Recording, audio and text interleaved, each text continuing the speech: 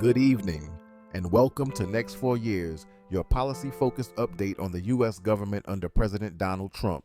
Today is Tuesday, June 24th, 2025.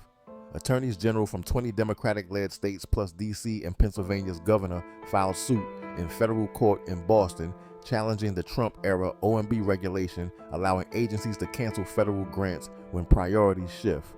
States argue this unlawfully bypasses Congress's appropriation authority. A recent ruling found NIH's cancellation of diversity-related grants to be illegal. The coalition seeks judicial limits on using the rule for politically motivated cuts. President Trump said China may continue purchasing Iranian oil after a tentative ceasefire between Israel and Iran, adding he hopes China will buy more U.S. crude instead. While sanctions remain in place, oil prices dropped nearly 6% as traders view the announcement as easing global energy pressures. ICE arrests of migrants without criminal convictions have soared by 1,271% since January, with over 11,700 such detentions by mid-June. This starkly contrasts with DHS's stated focus on violent criminals and has resulted in overcrowded detention centers and nationwide criticism. Andrew Closter, OPM General Counsel, publicly criticized U.S. airstrikes on Iranian nuclear facilities as pointless and accused a deep state of influencing Trump's decisions, an unusually candid dissent that suggests internal unease over recent foreign policy moves. A federal judge blocked Trump's bid to revoke union bargaining rights for employees at 21 federal agencies, siding with unions. The ruling highlights judicial resistance to the administration's aggressive labor deregulation.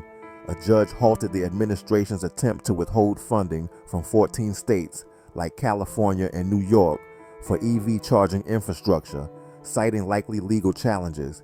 The block marks a rollback of the administration's EV agenda.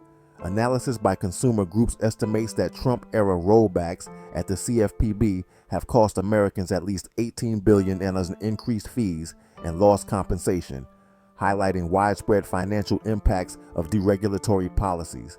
President Trump intensified pressure on Senate Republicans to pass his sweeping tax and spending bill before July 4th, despite growing intra-party concerns over massive debt.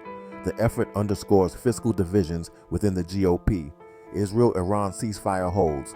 For now, Trump announced a tentative Israel-Iran ceasefire, prompting markets to rally and oil prices to drop. However, intelligence assessments say U.S. strikes only delayed Iran's atomic program by months, not destroyed it.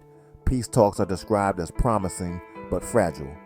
Today's developments reflect the Trump administration aggressively reshaping domestic funding priorities, border enforcement, regulatory frameworks, and foreign policy.